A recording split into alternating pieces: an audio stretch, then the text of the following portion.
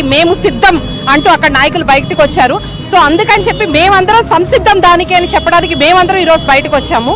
So సిద్ధం అంటున్నారు, దేనికి సిద్ధం అనేది వాళ్ళు ఆలోచించుకోవాలి. అంటే ఇంకా రాష్ట్రాన్ని అప్పుల ఊబిలో కూర్చోబెట్టి యువతకి ఉపాధి అవకాశాలు లేకుండా చేయటానికి, అలాగే రైతన్నల్ని ఇంకా ఇబ్బందులు పాలు చేయడానికి, అలాగే రాజధాని రైతులు పొలాలు ఇచ్చి ఇంకా ఆంధ్రప్రదేశ్కి రాజధాని లేకుండా చేయడానికి ఇంకా దేనికి వాళ్ళు సిద్ధంగా ఉన్నారు అనేది మాకు అర్థం కావట్లేదు.